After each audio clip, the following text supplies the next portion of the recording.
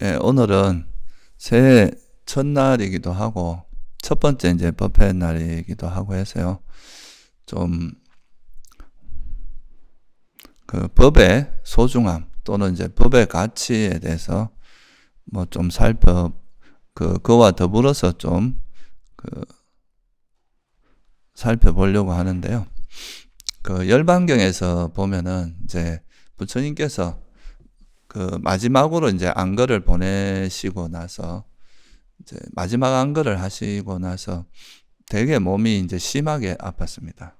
거의 이제 뭐 견디기 힘들 정도로 심하게 아프신 적이 있었는데, 그때 그나마 이제 당신이 이제 수행을 통해서 그 고통을 좀 극복을 하셨는데, 그리고 나서 이제 그걸 옆에서 이제 시자인 아난다가 지켜보고 나서 이제 제일 먼저 든 생각이 그거겠죠. 부처님이라고 하는 이제 그런 위대한 스승이 이제 몸이 심하게 아프고 이제 곧 연세도 되게 많으셨고, 그래서 혹시나 이제 부처님께서 저렇게 몸이 아프셔서 돌아가시면 어떡하나, 그거에 대해서 이제 생각을 하셨겠죠. 그래서 이제 부처님께서 이제 병에서 깨어나서 이제 병이 좀 낫고 나서 아난존자가 이제 물어보죠. 그래 이제 그때 당시에 자기가 이제 아무것도 할 수 없었고 되게 그런 거에 대해서 이제 부처님께서 분명히 우리한테 뭔가 말씀을 남기고 가실 거다, 뭐 이런 생각을 했다고 하니까, 그때 이제 부처님께서 하신 말씀 중에 하나가 우리가 이제 많이 알고 있는, 나는 너희들에게 손에 쥐고 있는 게 없다. 이제 이렇게 손에 거머쥔 게 없다. 이제 그거는 뭐냐 하면은, 보통 이제 인도 당시에는 스승들이 이제 제일 중요한 건 안 가르쳐 주다가 딱 이제 죽기 전에 가르쳐 준다 그러죠. 그래야 이제 자기가 말을 잘 듣는다고 그렇게 했다 그래요. 그래서 이건 이제 주먹을 쥔 게 있다, 내 주먹 안에 뭐가 있다, 이런 거고, 부처님께서는 나는 주먹에 아무것도 쥐고 있는 게 없다, 이미 이제 너희들에게 다 설했으니까. 그래서 그때 이제 이게 지금 어떤 상황이냐면, 부처님께서 마지막으로 이제 열반이 드시겠다고 결심하기고 직전의 상황이에요. 그래서 이제 그때 뭐라고 하시냐면, 이게 이제 되게 유명한 구절인데요. 아난다여, 그러므로 여기서 그대들은 자신을 섬으로 삼고 자신을 귀처로 삼아 머물고 남을 귀처로 삼아 머물지 말라. 법을 섬으로 삼고 법을 귀처로 삼고 다른 것을 귀처로 삼아 머물지 말라. 이게 이제 우리가 많이 알고 있는 자등명, 법등명이라고 우리 이제 중국에서는 번역을 했는데요. 근데 이제 이걸 요즘 이제 학자들이 좀 이렇게 생각을 해보면, 법은 이제 등이라고 번역하는 거는 조금 어색하고요. 이게 원래 뜻이 이제 띠빠라는 빨리어로 이제 띠빠라고 하는 건데, 이 띠빠가 원래 이제 등불이란 뜻도 있지만 섬이란 뜻이 있습니다. 어떤 섬. 그러니까 우리가 바다에 표류할 때 섬은 귀처가 되고 우리가 이제 피난처가 되고 그렇잖아요. 그래서 이 섬이란 뜻이 있는데, 그래서 자등명, 법등명 이렇게 번역하는 것보다는 자기를 섬으로 삼고 법을 섬으로 삼아라. 그러니까 귀처, 피난처 이런 걸로 삼아라, 이런 의미죠. 그래서 이게 이제 아주 유명한 구절입니다. 그래서 남을 귀처로 삼지 말고 자기를 섬으로 삼고 법을 섬으로 삼아라. 그래서 이걸 이제 한마디로 말하면 남을 의지처나 귀처로 삼지 말고 자신과 법을 이제 귀처로 삼아야 된다, 이 말씀이고, 그럼 어떻게 하는 게 자기를 섬으로 삼고 법을 섬으로 삼는 것이냐, 이런 이제 또 질문이 나올 수가 있겠죠.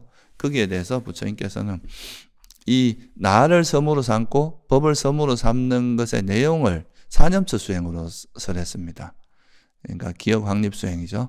몸에서 몸을 관찰하고 느낌에서 느낌, 마음에서 마음을 관찰하고 법에서 법을 관찰함으로써 그 네 가지 대상에 대해서 이제 관찰하는 걸로 이 자기를 섬으로 삼고 법을 섬으로 삼는 것이 무엇을 의미하는지를 설한 거죠.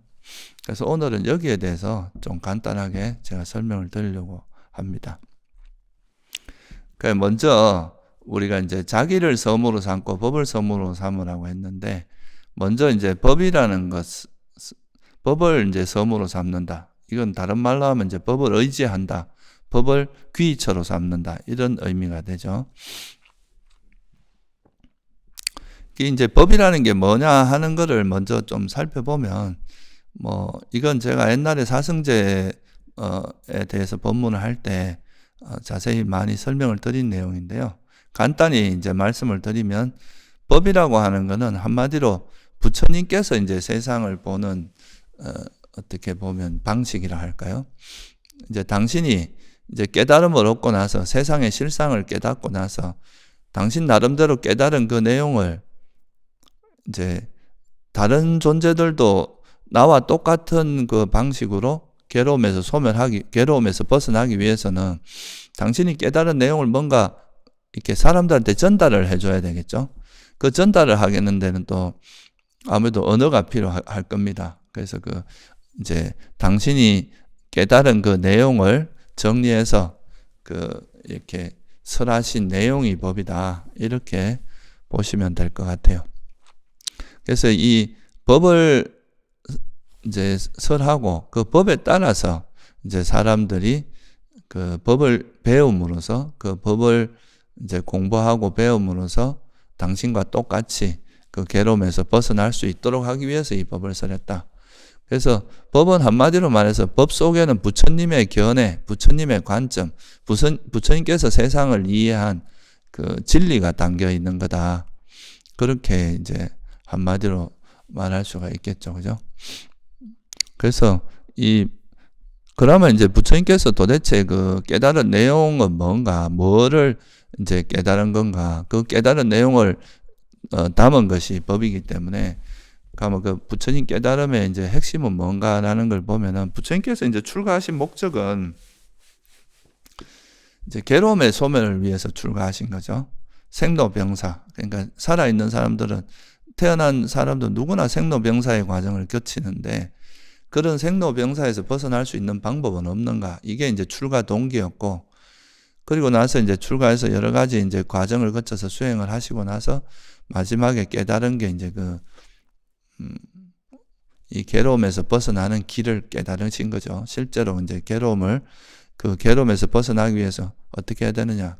이걸 위해서 이제 뭐가 필요하냐 하면, 괴로움이 뭔지를 알아야 되고, 또 그 괴로움에서 벗어난 상태가 실제로 가능한지, 그러면 괴로움 원인은 뭔지, 그리고 이게 가능하다면 어떻게 그 방법이 뭔지, 이거를 이제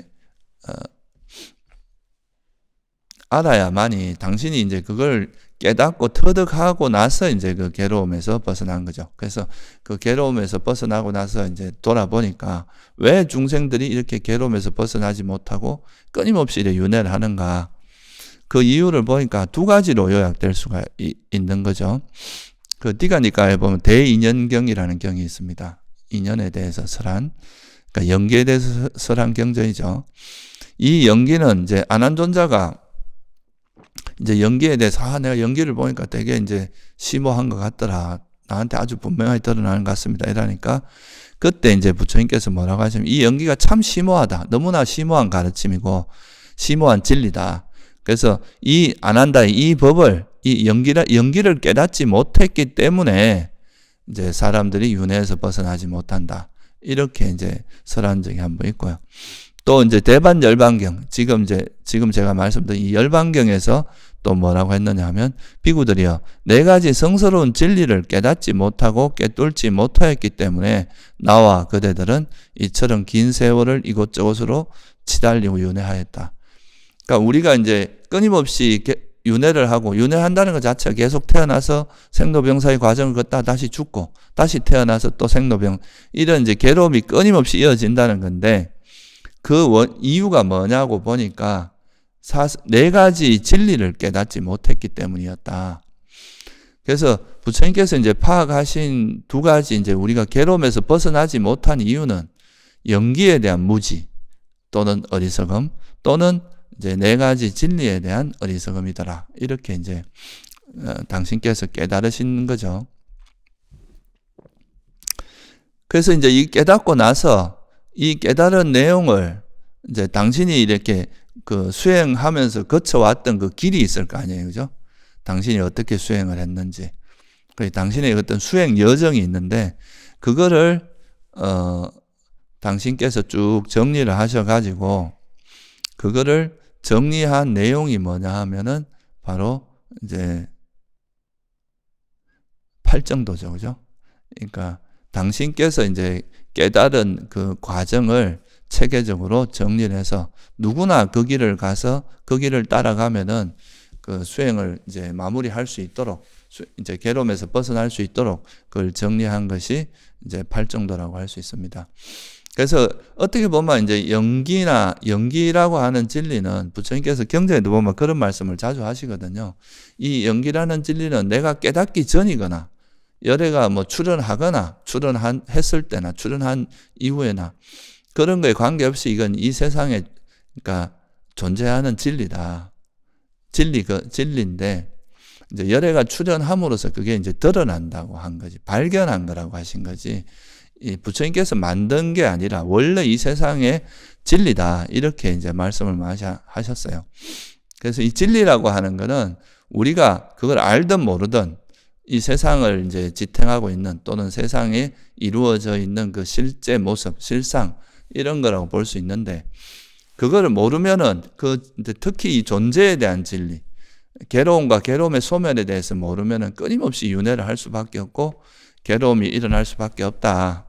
이제 이렇게 통찰하신 건데, 근데 이거를 이제 깨닫는 거는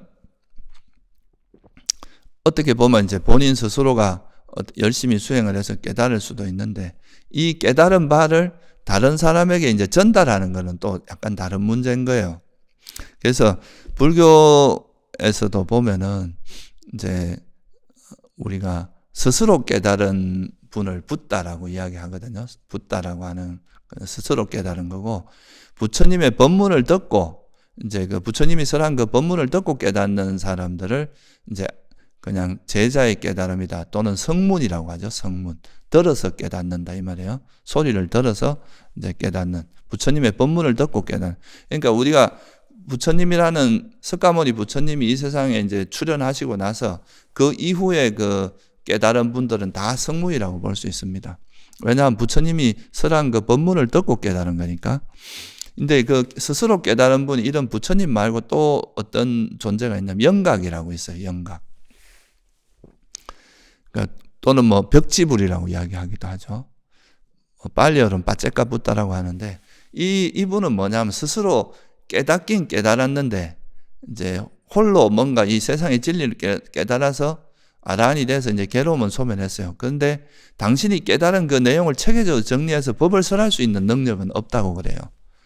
그래서 이분은 그냥 당신 스스로 깨달아서 그냥 괴로움을 소멸하고 열반에 드는 건 할 수 있는데 다른 사람을 이제 그 깨달음의 길을 설해서 법문을 해주고 또 똑같이 이제 깨달음에 이르게 하는 이런 데는 그 어렵다. 그냥 착하게 살고 이렇게 계를 지켜라 뭐 이렇게 해라 이 정도를 법문을 설할 수 있지. 지금 우리가 하듯이 뭐 팔정도를 설한다거나 개정회가 어떻고 수행은 어떻게 해서 그러니까 사성제를 설하고 또 그거에 대해서 그 팔정도를 설해서 그 깨달음에 이르게 하는 길을 정확히 설할 수는 없다고 이야기를 하죠. 그래서 이런 걸 다 할 수 있는 유일한 존재가 이제 붓다라고 이야기를 합니다. 정등각자라고 보통 이야기하죠. 우리가 부처님을 말할 때 이제 열애, 응공, 정등각자, 바르게 깨달은 분, 완전히 깨달은 분 이렇게 이야기하는데요. 그래서 이제 이 부처님과 같은 석가모니 부처님과 같은 그런 이제 정등각자, 바르게 깨달은 분이 나왔을 때만 설해질 수 있는 법이 있는데 그게 뭐냐 하면 바로 이제 팔정도 또는 칠각지 이런 겁니다. 그래서 이 상류다니까에 보면 일어남경이라는 경이 있어요. 열애, 아라한, 정등각자가 출현하지 않으면 일어나지 않는 게 있다. 그건 뭐냐? 그것은 바로 바른 견해, 바른 사유, 바른 말, 바른 행위, 바른 생계, 바른 정진, 바른 기억, 그리고 바른 삼매라고 하는 이 팔정도는 열애, 아라한, 열애이고 아라한이시고 정등각자인 그런 붓다께서 출현하지 않으면 절대 나타나지 않는 법이다. 또 열에 그 부처님께서 출현하지 않으면 나타나지 않는 법은 뭐냐 하면 또 우리가 기역, 그리고 택법각지, 정진각지, 희열각지, 그 다음에 경안, 삼매, 평온이라고 하는 이 칠각지, 이것도 역시 부처님께서 출현하지 않으면 나타나지 않는 법이다. 이게 다 이제 상ют단 니까에 일어남경이라는 경에 나오는 이야기입니다. 그래서 여기서 말하는 건 뭐냐 하면 우리가 이제 진리를 깨닫는 거는 이제 영각이나 뭐 벽지불도 가능한데 그 깨달은 바를 이렇게 체계적으로 정리를 해서 그거를 다른 존재들도 깨달음에 이르게 할 수 있도록 그렇게 법을 설할 수 있는 존재는 오직 열애와 아라한 정등각자밖에 없다. 그러니까 스가모니 부처님과 같은 그런 부처님밖에 없다 이거죠. 그래서 이게 왜냐하면 이제 진리 자체도 자체지만 그 진리를 깨닫는 구체적인 방법론이 없다면은 사실 그게 그림의 떡일 수도 있거든요. 그 어떤 스스로 깨달은 분들만 갈 수 있고 다른 사람들은 갈 수 없는 그런 걸 수도 있는데, 이런 스가모니 부처님이 나오셔서 그 당신이 깨달은 그 법을 당신과 똑같이 깨달을 수 있도록 구체적인 방법을 설했다는 거, 이게 이제 엄청난 일이죠. 그래서 그 부처님께서는 이제 굉장히 오랜 세월을 닦아서 스스로 이제 붓다가 되셨다면 이 부처님의 법문을 들은 제자들은 그 법문을 듣는 즉시 아라한이 될 수도 있고 또 그 생에 바로 아라한이 될 수도 있고 그렇게 긴 세월을 닦지 않아도 아라한이 될 수 있게 그런 법을 설했다는 거, 이게 이제 되게 큰 일입니다. 그래서 실제 이제 이 법이 이 세상에 출현했느냐 안 했느냐, 이거는 이제 그 법을 듣고 아라한이 될 수 있느냐 없느냐 그거하고도 관계 있기 때문에 사실은 이게 이제 법이 출현한다는 것은 굉장히 이제 그 후대 그 제자들에게는 굉장히 큰 의미가 있는 거죠. 실제 이제 부처님 당시에 그 보면은 부처님이 나시기 전에는 뭐 알라라 깔라마나 라마뿌따 같은 사람들은 되게 그 선정, 그러니까 우리가 보통 삼매라고 하는 고도의 집중력을 갖고 있었지만 그거에서 그냥 머물렀지 그 이상의 이제 괴로움에서 벗어나는 방법은 몰랐기 때문에 그렇게 이제 좋은 조건을 갖고 있으면서도 깨달음에 이르지 못했죠. 그렇지만 이 부처님의 법문을 들은 제자들 중에서는 수많은 사람들이 그 생에 아라한이 될 수 있었고 괴로움에서 이제 완전히 벗어날 수 있었다는 거죠. 그래서 사실 이제 부처님이 나서서 법이 설해졌느냐 안 했느냐, 이 전후, before, after, 이게 이제 엄청나게 차이가 나는 거죠. 법이 설해지지 않았을 때는 그 사실 부처님께서 이제 최초로 법을 설한 분이 5비구죠. 5비구라고 우리가 알고 있는데 그 비구가 이제 부처님께 법문을 듣고 뭐 머지않아 이제 처음에 초전법륜경을 듣고 다 수다원이 됐다고 하고 나중에 무화경을 듣고 다 아라한이 됐다고 하죠. 근데 그렇게 아라한이 되고 나서 부처님께서 뭐라고 말씀하셨냐면 이 세상에는 6명의 아라한이 있다. 이제 당신과 그 5비구들. 그러니까 부처님이 출현하기 이전에는 그런 아라한이 나올 수가 없는 거예요. 사실 이 법이 설해지지가 않으면. 그래서 이 법이 설해진다는 것은 정말 이게 이제 중생 이런 이제 일반 생명체가 그 괴로움에서 벗어날 수 있는 정말 가장 그 빠른 길을 찾았다. 또 그런 길을 얻게 된 거나 같습니다. 일종의 열반으로 향하는 그 특급 열차를 타는 거나 같아요. 이거는 이제 스스로 가려고 하면 엄청나게 많은 세월이 걸리는데, 그리고 부처님께서 출현하지 않으면 이제 이게 드러나지 않는 게 바로 이 방법론입니다. 방법론. 그 깨달음에 이르는 그 방법론. 여기선 제가 2가지만 이야기했지만 사실 그 37가지 깨달음에 이르는 그 깨달음의 구성 요소라고 하는 그건 다 그런 깨달음에 이르게 하는 방법은 부처님께서 출현하지 않으면 일어날 수 없는 것이다. 그래서 우리가 이제 이런 법을 뭐라고 하냐, 무상심신미묘법. 그러니까 정말 이거는 더 이상 높은 것도 없고 깊고 깊고 미묘한 그런 법이다. 그리고 이거는 백천만급 난조라고 하죠. 백천만급을 지나도 만나기 힘든 법이다. 이렇게 이제 법에 대해서 찬탄을 합니다. 그래서 이제 이 그 법이라는 것이 이런 이제 부처님과 같은 이런 붓다가 이 세상에 나와서 불문을 열지 않으면 나타나지 않는 거고, 그 법을 우리는 석가모니 부처님의 불법 시대에 살고 있는데, 그 법이 있기 때문에 그 후에 수많은 이제 아라한들이 그 깨달음을 얻었다, 이렇게 볼 수도 있기 때문에, 그러니까 이건 제가 뭘 말씀드리려고 하냐면, 그만큼 이제 법이라는 것이 소중하고 중요한 가치를 가진다는 것을 우리가 다시 한번 이렇게 돌아볼 필요가 있습니다. 우리가 너무 익숙하기 때문에 뭐 당연히 이렇게 이제 뭐 그런 것이고 이렇게 생각할 수 있는데, 법에 대해서 조금만 깊이 생각을 해보면 이 법이라는 것이 얼마나 대단한 거고, 정말 이게 이제 우리가, 여러분들이 생각을 해보세요. 괴로움은 있는데 그 괴로움을 벗어나는 길이 없다고 생각을 해보세요. 뭔가 암흑은 있는데 그 암흑에서 벗어나는 방법이 없다고 생각해 보세요. 이거는 정말 뭐 어떻게 보면 이제 앞도 보이지 않는 그런 터널에서 빠져나올 수가 없다는 것만큼 고통스러운 건 없겠죠. 그렇지만 이제 부처님께서 그 길을 알려준 거거든요. 어떻게 하면 정말 이 끊임없는, 정말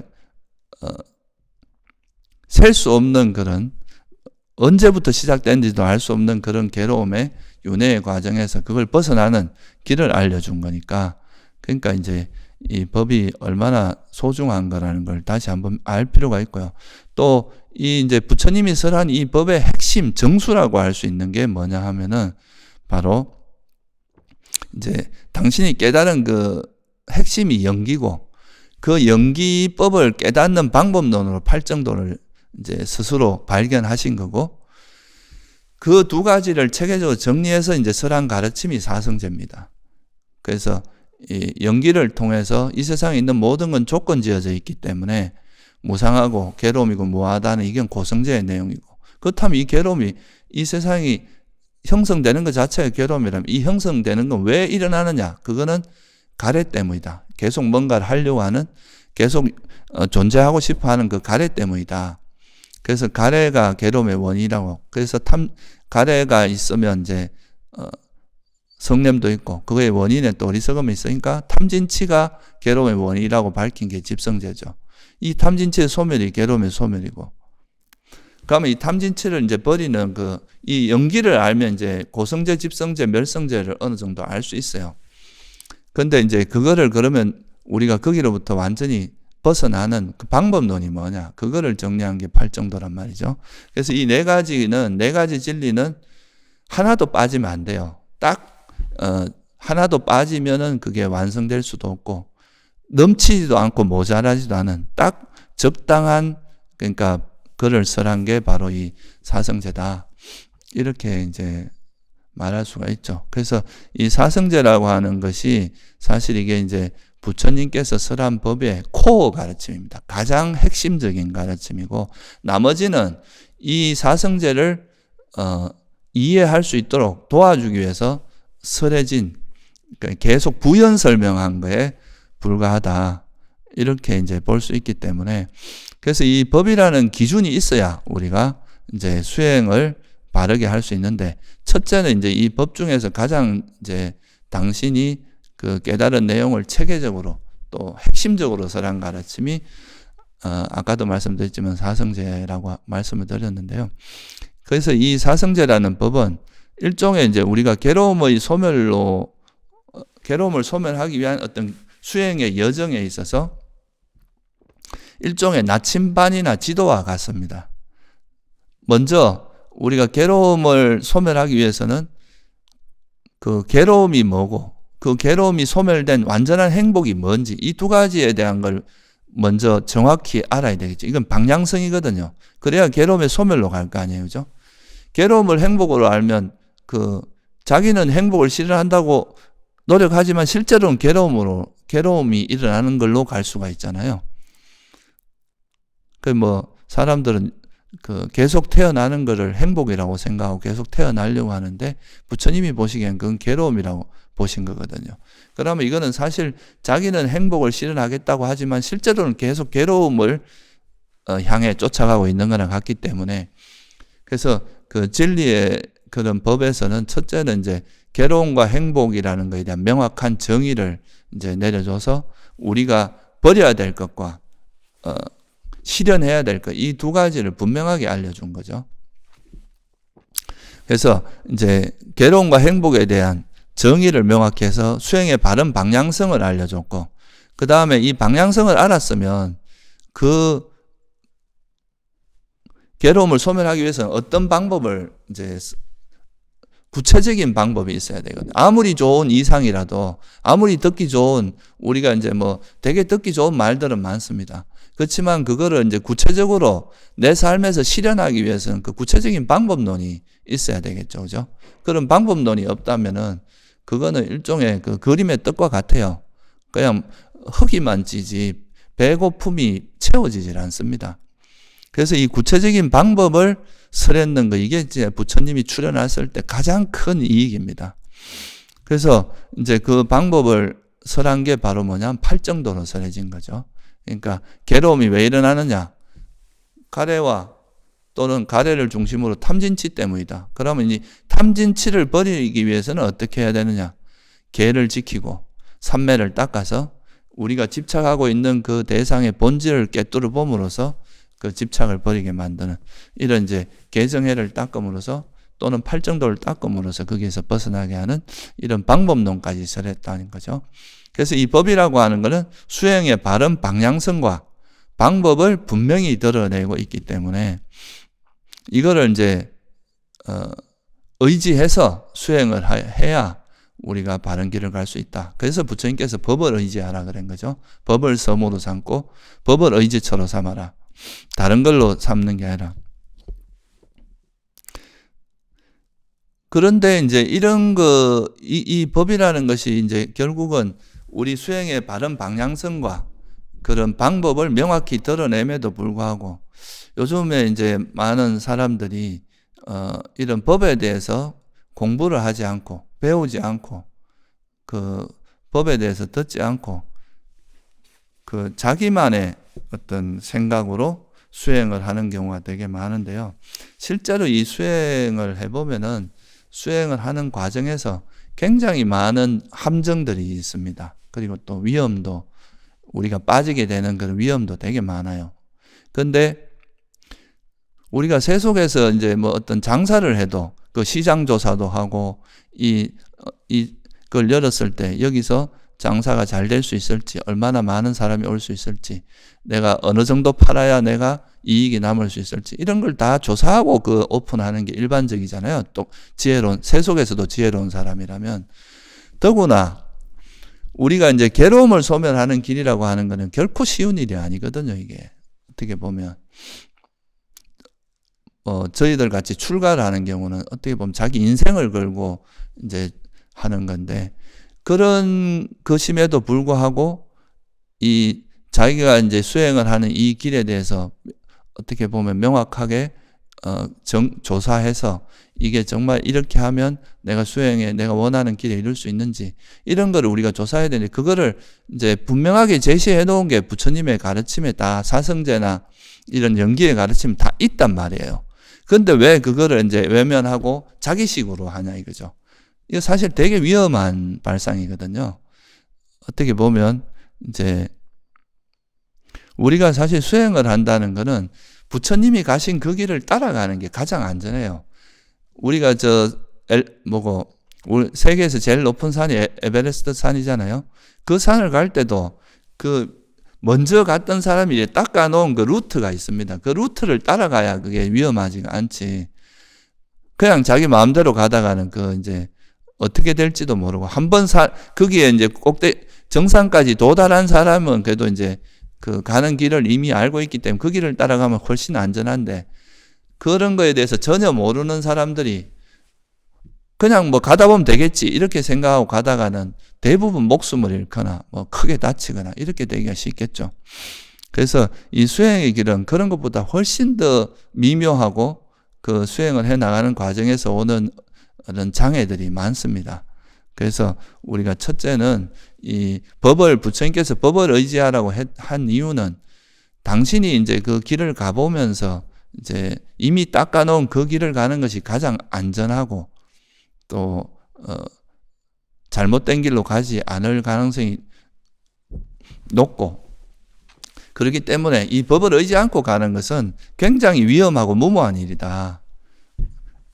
그런 거를 분명히 알아야 됩니다. 그래서 부처님이 이제 설해 놓은 그 법 자체가 당신이 깨달은 그 마음을 언어로 표현해 놓은 거기 때문에 결국은 이 법을 따라가다 보면 이제 부처님 마음을 우리가 알게 되고 그 마음을 체득하게 되는 그렇게 되는 거기 때문에 반드시 이제 이 법을 의지해야 된다. 그래서 이제 다른 걸 의지하지 말고 법을 의지해라. 이렇게 이제 말씀을 하신 거죠.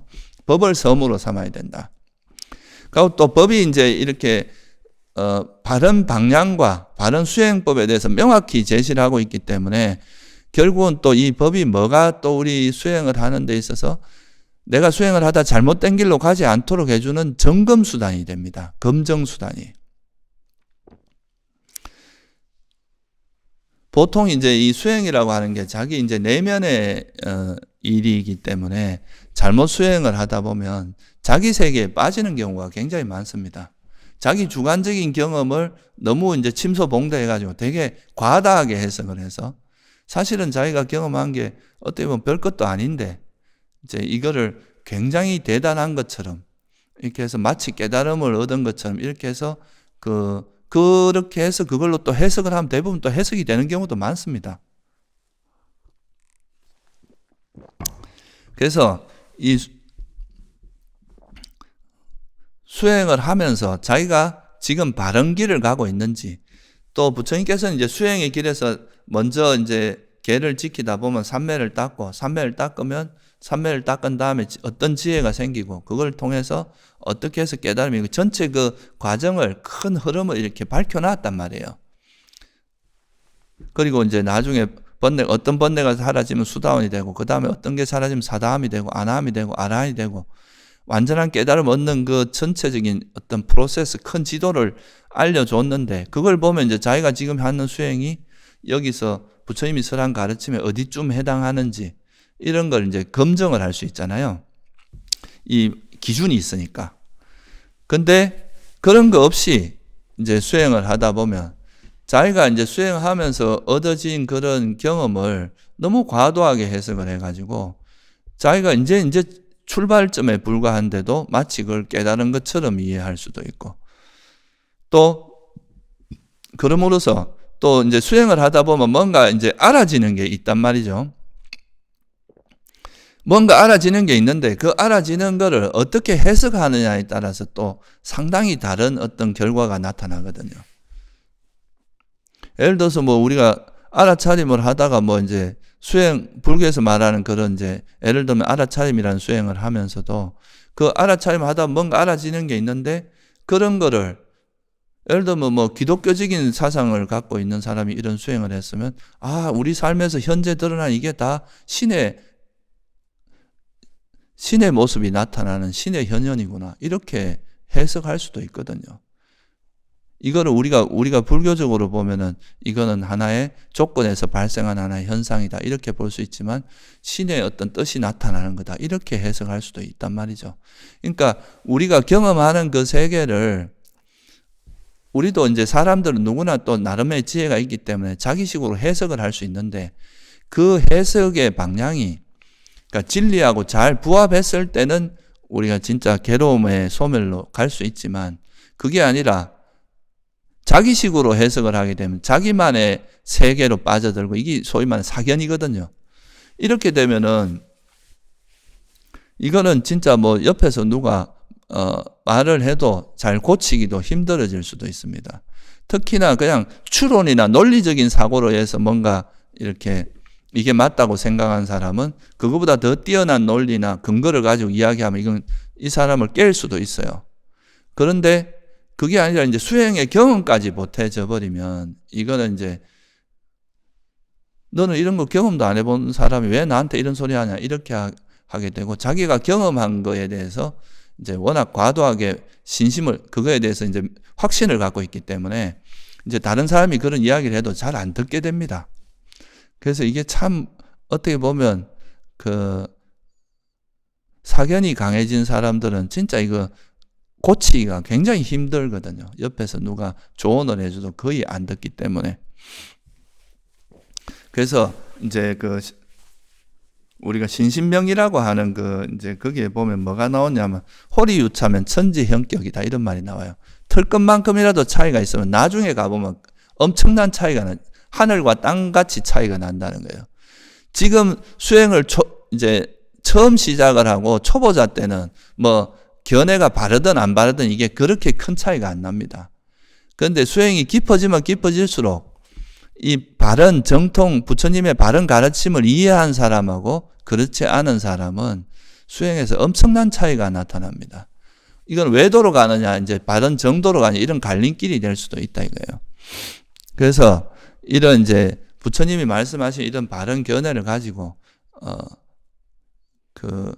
수행을 해야 내가 엇길로 빠지지 않고 혹시라도 내가 옆길로 새게 되면은 이거 내가 뭐 예를 들어서 어떤 경계를 만나서 뭐 신비한 체험을 하더라도 이것도 다 조건에서 생긴 거기 때문에 수행 과정에서 나타나는 하나의 경계일 뿐이다. 이런 거에 대해서 집착을 안 하게 되겠죠. 또 여러분이 수행을 하다 얻어진 지혜조차도 이 지혜도 지금 현재 조건에서 이 정도 지혜지만 나중에 또 수행을 더 하게 되면 더 달라질 수 있다는 거. 이걸 이해를 하면은 현재 지혜에 대해서 집착을 하지 않게 됩니다.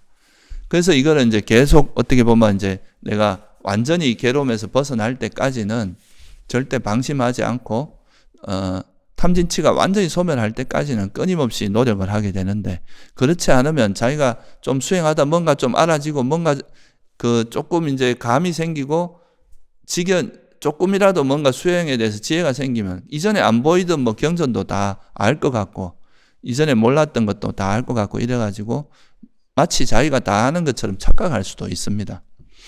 근데 사실은 그게 알고 보면 별것도 아닌 거를 자기가 과다하게 해석하는 경우가 대부분 많거든요. 그래서 이게 이제 이런 법을 의지해야만이 부처님이 말씀하신 이건 일종의 바로미터거든요. 우리의 표준이고 기준점입니다. 여러분들이 이거를 이제 의지하지 않으면 잘못하면 이제 그 사람들 중에서는 또 되게 이런 말솜씨가 좋고 또 되게 뭐 권위도 있고 기가 세고 막 지도력이 있고 이런 사람들의 말은 되게 그 힘이 좋아가지고 사람들이 그런 말을 들으면 이제 넘어가기가 되게 쉽거든요. 그 말에 힘이 있기 때문에. 그것도 되게 유명하거나 이러면은 또 그 유명세 때문에 또 그 말을 진실로 받아들일 수도 있는데 이런 거에서 부처님께서 이런 이제 사람을 의지하지 말고 이런 법을 의지하라고 한 이유가 있습니다. 법이라고 하는 건 진리이기 때문에 진리를 표현한 거기 때문에 이게 뭐 잘못될 가능성이 없지만 이 사람은 사실 그 사람이 말을 그렇게 현란하게 한다고 해도 그 사실 속은 정확히 알 수도 없고 그 사람이 진짜인지 아닌지 이런 걸 사실 일반 사람들은 구분하기가 어렵습니다. 그렇지만 이 법이라는 기준이 있으면 이 법에 맞게 만약에 설하는 분이라면 그분은 그래도 믿을 수가 우리가 이제 점검을 할 수 있다는 거죠. 이 법에 맞게 법답게 말씀을 하시는지 아니면 법하고 전혀 관계없는 법에서 벗어난 이야기라는 건지.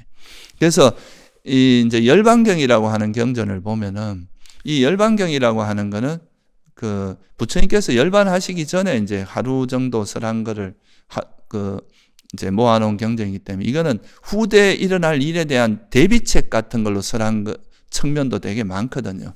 거기서 어떻게 설한 4가지 권위에 대해서 설하셨는데 만약에 어떤 사람이 내가 세존의 면전에서 세존을 직접 뵙고 부처님을 직접 뵙고 이런 법문을 들었다 해도 그 말을 당장 믿지 말라. 긍정도 부정도 하지 말고 돌아가서 부처님이 설한 법과 대조를 해라. 그래서 그거하고 맞으면 그 말을 받아들이고 그렇지 않으면 하지 마라. 만약에 또 아주 장로들, 장로라는 건 이제 법납이 아주 높고 덕이 높은 스님들을 이야기하는데 그런 장로나 유명한 스승이 있는 성가에서 내가 법문을 들은 거다. 이렇게 이야기를 하더라도 법과 대조해봐라. 그리고 만약에 경에 능숙한 그런 장로에게 들었다 하더라도 법과 대조를 해라. 뭐 한 분의 장로한테 들었으면 그것도 마찬가지. 그러니까 네 가지 이제 형태를 말씀하면 세존의 면전에서 들었다고 하는 거, 또 이런 장로들과 유명한 스승이 있는 성가에서 들었다. 또 경에 아주 능숙한 장로 여러분에게 들었다. 또는 한 분에게 들었다. 이렇더라도 그걸 바로 받아들이지 말고 이제 내가 너희들에게 설한 경과 율에 의거해서 확인을 해라. 이렇게 이제 말씀을 하셨어요. 그러니까 우리가 법을 대하는 태도가, 그러니까 이제 사람은 사실 여러분들을 속일 수도 있습니다. 그 사람이 사실이 아닐 수도 있고, 그러니까 거짓으로 자기가 이제 알지 못하는 걸 그냥 아는 척 할 수도 있고, 그렇기 때문에 그거를 전적으로 믿지 말고 그 법을 의지해서 그 법과 대조를 해서 법하고 부처님이 말씀하신 그 법과 일치하게 말하는 것은 우리가 그렇게 되면 이제 그분을 진짜 이제 스승으로 모시고 그 스승의 말을 따르면 되는 거고, 그렇지 않다면, 만약에 이제 그렇지 않고 전혀 법과는 다른 말씀을 하고 법과 다른 이야기를 한다면 그건 즉시 떠나야 됩니다. 그런 경우는 오래 머물면 안 된다 이거죠. 그래서 이제 이런 법을 받아들일 때는 단순히 이것이 유명한 스승이나 유력한 스승이나 전통적으로 일어났다, 이런 거에만 너무 현혹되지 말고, 이런 표면적인 거에 현혹되지 말고, 부처님이 설한 이 가르침, 그 중에서도 가장 핵심적인 가르침이 영기와 사성제입니다. 그래서 그 법에서 대조를 해서 이 법과 벗어나는 것은 부처님의 법과 멀어졌다고 이야기할 수가 있는 거고, 법과 일치하는 거라면 그거는 부처님의 법을 잘 설하는 분이고, 그런 분은 의지하고 따라도 되지만, 결국은 그 기준이 뭐냐면 그 사람이라기보단 그 어떤 사람이든 간에 그 사람에 의해서 어떤 법이 설해지느냐가 중요한 거라는 거예요. 그래서 이거는 이제 후대에 가면은 분명히 아라한이 아니면서도 아라한 행세를 하거나, 뭔가 이제 불교를 정통으로 알지 못하면서도 자기가 아는 걸 가지고 막 함부로 이야기하거나, 이런 사람들이 많이 생길 거를 대비해서 이제 열반경에서 부처님께서 이런 말씀을 하셨다고도 볼 수 있어요. 그래서 사람을 의지하지 말고 그 법을 의지해야 된다. 그래서 부처님께서는 설사 나에 대해서도 검증을 하라 그랬어요. 내가 너희들에게 설한 법도 검증해봐라. 그러니까 그게 맞으면 나를 따르고 그렇지 않으면 따르지 마라. 그래서 항상 와서 보라 그랬지, 와서 믿어라 이렇게 하지 않으셨거든요. 내가 너희들에게 설한 법을 와서 확인해라, 검증해라.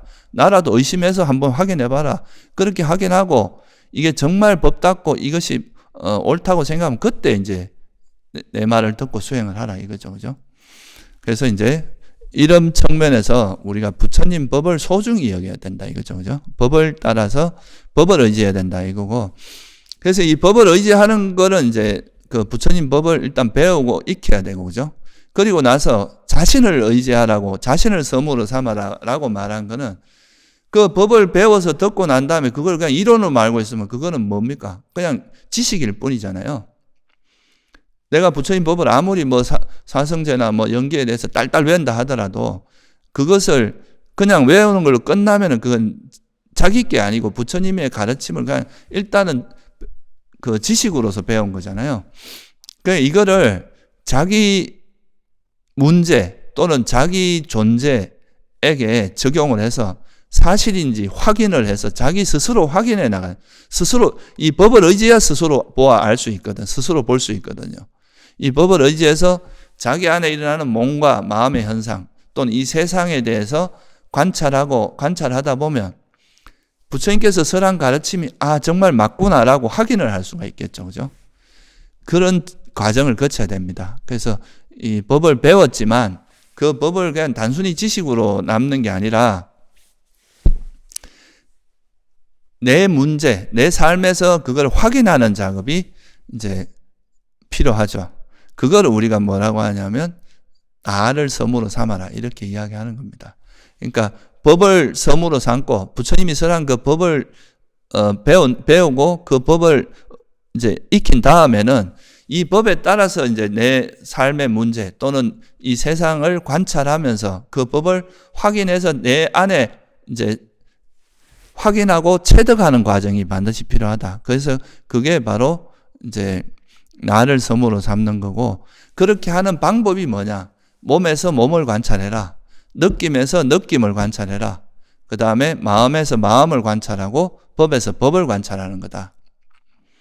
그래서 부처님께서 이렇게 하는 사람들은 내가 죽고 난 후에도 최고의 경지에 올라서 괴로움을 소멸할 수 있을 거다. 이렇게 이제 말씀을 하시는 거죠. 그래서 부처님의 법을 이제 들었으면, 그 법을 배워서, 그 법을 이제 배웠으면, 그거를 자기 수행의 과정에서 계속 스스로 보고 확인하는 작업이 필요하다. 그래서 이 몸을, 내 몸을 관찰하면서, 아, 정말 몸이라고 하는 것이 사대로 이루어져 있고, 이건 조건 지어져 있구나. 그래서 이건 정말 몸이라고 하는 것도 영원한 것은 없고, 내 것이라 할 만한 것도 없다. 그러니까 몸이라고 하는 건 정말 괴로움 덩어리다. 이렇게 이제 통찰하는 과정. 이게 이제 법을 의지해서 우리 현상을 보는 과정이 들어가는 거죠. 자기 스스로 이제 그 부처님이 보신 그 이제 통찰, 그 견해를 배워서 그 눈으로 확인해 보는 거예요. 실제로 그런가? 이렇게 보는 거죠. 몸도 관찰해 보고, 우리 마음에서 일어나는 느낌도 관찰해 보고. 느낌은 이제 가래의 조건이 되기 때문에 느낌을 관찰하는 게 아주 중요합니다.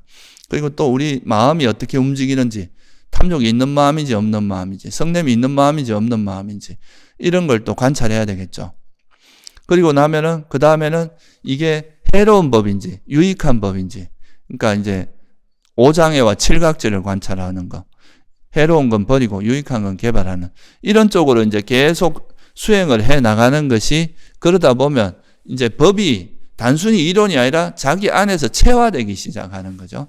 그러니까 법을 통해서 자기 현상을 보는 겁니다.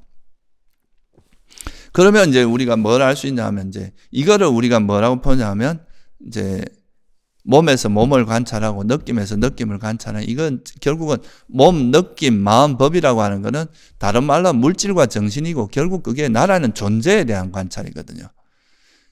물론 우리가 다른 존재에 대해서도 관찰하지만, 결국은 아무리 좋은 법을 들었다 하더라도 그 법을 자기 스스로 체득하지 못하면 괴로움이 소멸되는 거예요. 부처님께서 절대 남을 어떻게 해줄 수는 없어요. 그래서 불교는 철저히 자력 수행입니다. 타력 수행이 아니에요. 우리가 누구에게 의지해서 구원받는 이런 개념이 불교에는 없다 이거죠.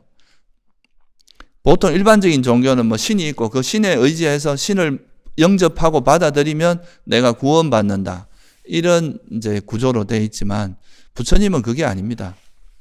나는 너희들에게 법을 설하고 그 가는 방법을 가르쳐 줄 수 있지만, 그 괴로움을 소멸하는 것은 스스로 할 수밖에 없다. 스스로 보아 알아야 된다. 그래서 이제 그게 자신을 의지해야 된다는 또 중요한 의미이기도 합니다. 그래서 자기 스스로 이 세상에 있는 세상의 실상을 보고, 나라는 존재의 실상을 봐야 그 괴로움의 원인이 이 집착을 버리고 벗어날 수 있다. 그런 거죠. 그래서 자기 자신을 이제 대상으로 해서 자기 자신을 섬으로 삼아야 된다. 그런 의미로 이제 이야기를 한 겁니다. 근데 이거를 이제 보통 사람들이 이제 자기를 섬으로 삼고 이제 자기를 밝혀야 된다. 이런 말들을 좀 지나치게 해석을 해가지고 이제 자기 소리를 해야 된다. 이런 이제 말을 많이 하거든요. 이제 수행하는 사람들이. 그러니까 남의 소리 하지 말고 자기 소리, 부처님 말씀을 이야기하면 그런 소리 하지 말고 자기 이야기를 해야 된다. 이렇게 이제 말하는 경우도 있는데, 이거는 사실 이제 우리가 결국은 우리가 수행을 해서 깨닫는 거는 진리입니다. 아무리 여러분들이 뛰어나고 뭐 똑똑하고 다르다 해도 결국은 그 깨닫는 내용은 다 부처님께서 우리가 말한 괴로움에서 벗어나기 위해서 이 사성제를 깨달으면 괴로움에서 벗어날 수 있는 거고, 사성제를 깨닫지 못하면은 이제 괴로움에서 벗어나지 못한다고 이제 부처님께서 설한 거기 때문에, 그 내용 자체는 결국 사성제를 범주를 넘어서는 게 없어요. 우리가 세속적인 지식이야 좀 다른 게 있겠지만, 우리가 불교에서 말하는 깨달음이라고 하는 거는 우리가 이 본질적인 괴로움, 생로병사에서 벗어나는 이걸 이야기하는데, 이거를 벗어나는 거를 이루기 위해서는 결국은 사성제를 깨닫는 것밖에 없고, 다 한마디로 말하면 부처님 손바닥 아니라는 이야기입니다. 우리가 깨닫는다는 게 이 결국은 부처님이 깨달은 이 진리를 넘어서는 게 있을 수 있냐? 없다는 거죠. 단지 우리가 자기 소리를 하라, 이제 자기를 섬으로 삼아라 이런 말은 아무리 그 진리라고 해도 자기 스스로 그 가는 길이 있었고 자기 스스로 터득하는 그 자기 나름대로 이래서 무상이라 하는구나. 이래서 괴로움이라 하는구나. 이래서 무아라고 하는구나. 이거는 자기 스스로 이제 나름대로 통찰하는 내용이 있을 거 아니에요. 그죠? 그런 걸 이야기하는 거지. 진리 자체가 뭐 부처님이 말씀하신 이 사성제와 다른 진리가 나타난다. 이런 건 있을 수가 없는 이야기거든요. 만약에 그런 이야기를 하면 그건 사견이죠. 그러니까 이제 진리가 아니라 진리라는 게 둘이 있을 수가 없잖아요. 부처님이 깨달은 진리와 우리가 깨달은 진리가 다르다면 그건 다른 이야기를 하고 있는 거겠죠. 똑같은 진리를 이제 깨닫는 그 길은 뭐 부처님이 가신 길하고 이제 그 제자가 가는 게 약간씩은 그 세세한 면은 다를 수 있지만 큰 길에서 보면 다를 수가 없거든요. 근데 뭐 자기 말을 너무 이제 쉽게 하는 경우가 많아요, 요즘. 검증되지도 않은 자기가 수행하면서 조금 경험한 걸 갖고 마치 진리인 것처럼 이렇게 함부로 이야기하는 경우만. 이런 거는 이제 부처님 법을 훼손하는 거고 자기에게도 도움이 안 되고 그 말을 들은 다른 사람도 똑같이 또 그 길을 따라갈 거기 때문에 잘못하면 다른 사람도 이제 악도로 이제 안 좋은 길로 사견의 길로 이끄는 길이 될 수 있기 때문에 이런 건 되게 주의를 해야 됩니다. 적어도 우리가 법을 설하는 거는 경전에도 뭐라고 하냐면 법을 설하는 자라는 거는 그 사람에게 괴로움을 소멸할 수 있게 해줘야 된다고 그랬어요. 괴로움의 소멸의 길을 알려주는 거 그게 진정으로 법을 설하는 거다. 그러려면은 결국 그 괴로움을 소멸하는 길이라고 하는 거는 사성제와 팔정도밖에 없습니다. 그걸 벗어나는 거는 열반경에서도 그랬단 말이에요. 팔정도가 있으면 깨달음이 있지만 팔정도가 없으면 깨달음이 없다. 그래서 우리가 이제 수행을 하면서 얻은 풍부한 경험은 법을 드러내는 쪽으로, 법을 더 쉽게 드러내고 이제 부처님이 말씀하신 이 진리를 사람들이 좀 더 쉽게 알 수 있는 방향으로 이야기를 해야 그게 옳은 것이지. 그 진리와 관계없는 정말 그 자기만의 개똥 철학을 마치 이제 진리인 것처럼 이렇게 이야기하는 것은 굉장히 위험한 일이다. 그걸 이제 좀 이해를 해야 됩니다. 그래서 여기서 말하는 자신을 섬으로 삼으라고 하는 것은 자기 마음대로 해라 이런 게 아니라 그 부처님의 말씀하신 그 법을 자기 안에서 확인해라, 검증해라, 스스로 체득해라 이런 뜻입니다. 그래서 법을 섬으로 삼고 나를 섬으로 삼아 이 두 가지를 같이 이야기한 거죠. 그래서 처음에는 이제 부처님이 말씀하신 그 틀을 가지고 부처님께서 이제 세상은 조건 지어졌다는데 관찰해 보니까 진짜 조건 지어졌어. 또 무상하다고 했는데 진짜 관찰해 보니까 그래. 이걸 확인해 나가죠. 그리고 이제 우리가 계속 관찰하다 보면 알아지는 게 있는데 그 알아지는 것을 어떻게 또 이해하느냐에 따라서 아까 말씀드렸듯이 다른 종교가 생길 수도 있거든요. 그래서 이걸 이해하는 방식도 결국은 법에 의지해서 내가 이렇게 관찰한 것을 부처님이 말씀하신 이 법과 이렇게 대조를 해보니까 이래서 부처님께서 무상이라 말씀하셨구나. 이래서 괴로움이라고 하셨구나.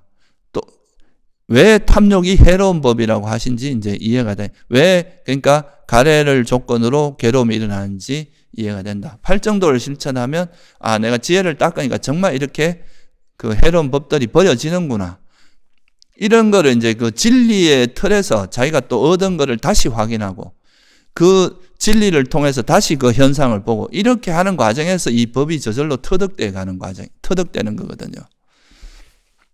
그러니까 이 기준점이 없으면은 이런 표준이 되는 우리가 수행의 그 어떤 기준이 되고 표준이 되는 이 가르침이 없으면은 이 우리가 수행하는 그 자체도 체계적으로 될 수가 없고 또 수행하는 것도 되게 중구난방이 됩니다. 그렇지만 이런 기준점을 가지고 내가 현상을 관찰하고 또 관찰한 그 현상을 내가 또 이 법답게 정리해서 우리가 확인하고 그거를 검증하고 이렇게 하다 보면 이 법이 저절로 자기 이제 몸 안에 체득이 됩니다. 그래서 이렇게 관찰을 통해서 얻어진 그 통찰력을 계속 확인하고 그걸 다시 또 법답게 정리를 해 나가다 보면 이게 이제 처음에는 이 진리가 조금 이제 알아졌다가도 금방 또 망각되고 이렇지만 그것이 이제 이렇게 계속 그 법답게 보고 본 것에 대해서 다시 그 법답게 정리해서 이제 체계적으로 정리를 하고 이 과정을 알고 보는 과정이라고 하는데요. 보고 그걸 다시 진리에 맞게 정리해서 아는 이런 과정을 거치다 보면 이게 점점 우리 몸과 마음에 체득이 됩니다. 그러면서 이제 기억이 확립되겠죠. 그래서 이거를 부처님께서 사티파타나, 그러니까 기억 확립 수행이다 이렇게 설명을 한 겁니다. 계속 끊임없이 우리 몸과 마음을 관찰하고 그걸 진리에 맞게 법답게 이해하고 또 관찰하고 그 관찰한 내용을 또 법답게 이해하고 이 과정을 거치다 보면 저절로 우리 몸과 마음에 익숙해지고 정리돼서 기억이 확립된다는 거죠. 안 잊어버린다는 거예요, 이제. 몸에 체득이 돼서. 그래서 그렇게 하는 것이 바로 뭐냐 하면은 몸에서 몸을 관찰하고 마음에서 마음을 느낌에서 느낌을 관찰하고 마음에서 마음을 관찰하고 법에서 법을 관찰하는 건데 신수신법이라고 하는 네 가지 대상을 관찰하는데 이걸 관찰하는 방법이 안으로 밖으로 또 안팎으로 이렇게 관찰하고 또 일어남을 관찰하고 사라짐을 관찰하고 일어나고 사라짐을 관찰해 이렇게 이야기를 합니다. 그 일어남을 관찰하는 거는 사실 이 법이 왜 일어나는지 그거는 집성제에 해당합니다. 이 법이 왜 원인을 관찰하는 거고 사라짐을 관찰하는 거는 멸성제하고 관계 있고 일어나고 사라짐을 관찰하는 것도 생멸을 관찰하는 그 도성제하고도 관계가 있습니다. 그래서 사념처 수행을 실천하는 과정에서 사성제라고 하는 이 진리가 이 법으로 보고 또 관찰한 내용들을 자꾸 이렇게 법답게 정리하는 과정에서 사성제가 저절로 터득이 된다. 진리가 저절로 체득된다. 그렇게 되도록 이제 부처님께서 설계를 해 놓은 거예요. 어떻게 보면. 이 수행의 방법을.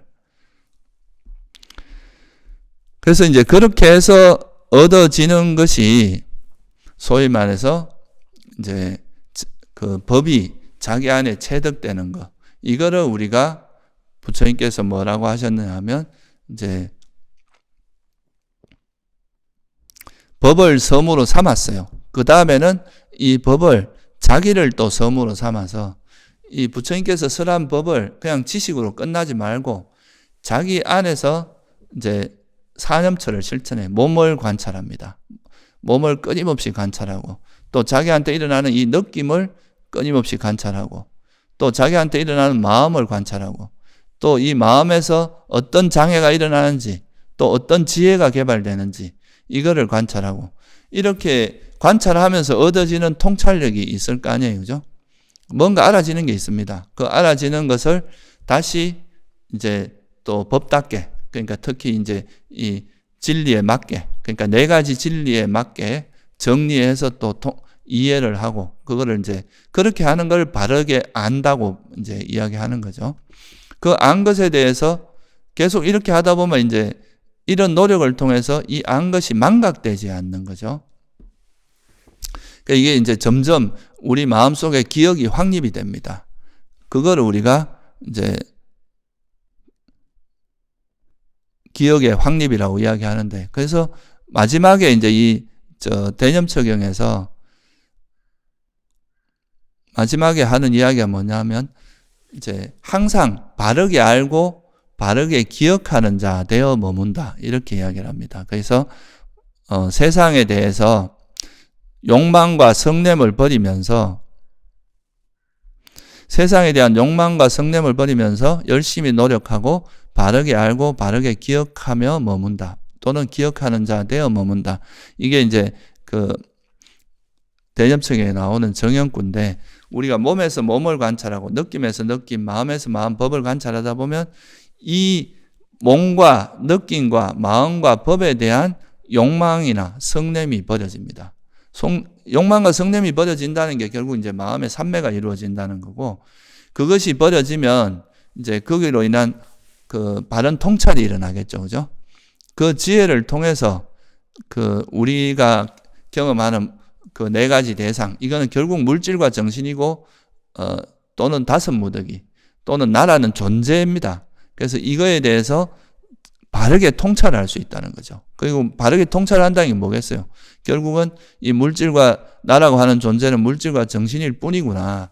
내가 나라고 생각하는 게 걸어갈 때는 걷는 것밖에 없고, 느낄 때는 그냥 단지 느낌이 일어나는 거고, 마음이 일어날 때는 그냥 마음이 일어나는 것 뿐이다.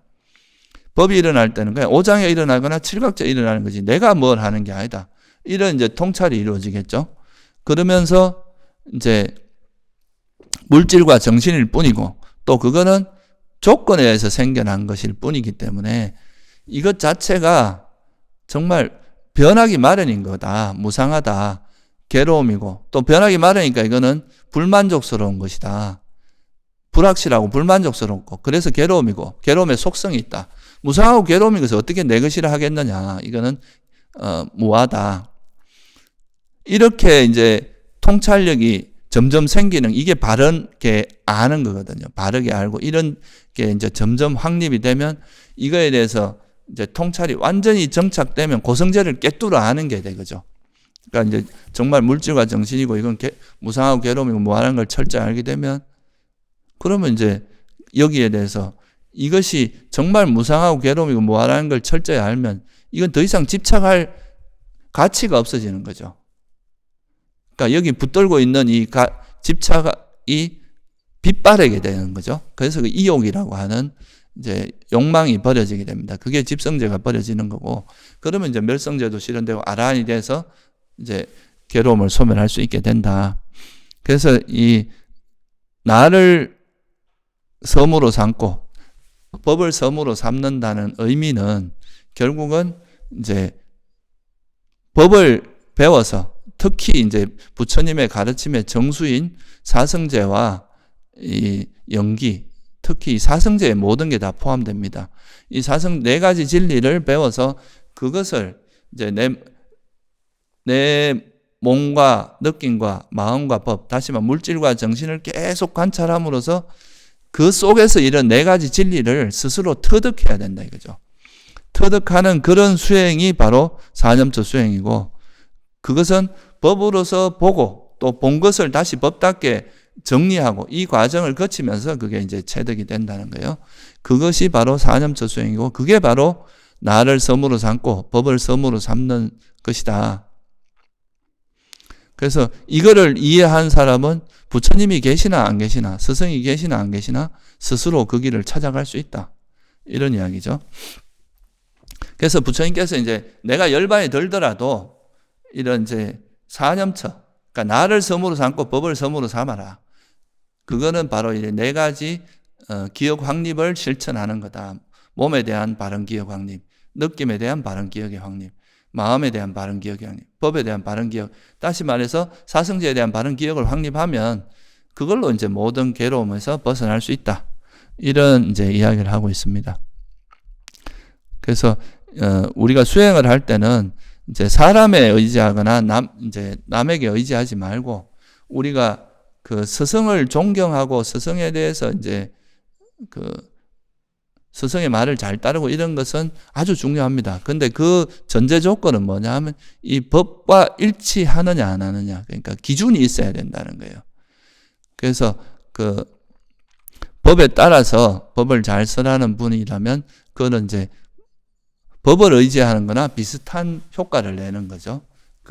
그래서 그렇게 해서 수행을 해야 된다. 그래서 오늘은 제가 이제 새해 첫날이기도 하고 해서 우리가 수행하는 데 있어서 이 법이 얼마나 귀하고 소중한가, 이 법이라는 것이 없으면 여러분들이 막상 수행을 해보시면 굉장히 많은 어떤 시행착오와 또 함정도 많고 어려움도 많습니다. 가다가 잘못된 길로 가기도 쉽고. 그런데 그래도 다행히도 이런 부처님께서 설한 그 아직은 가르침의 정수가 남아 있습니다.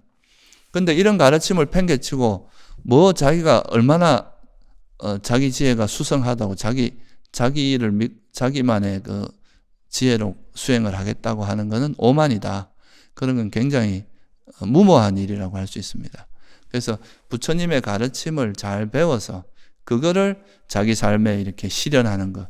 이게 이제 바른 수행의 길이고 또 이게 부처님께서 우리에게 남기신 당부이기도 합니다. 그래서 다시 한번 이 법에 대해서 좀 소중하게 여기는 시간이 되었으면 좋겠습니다. 예, 오늘 마치겠습니다.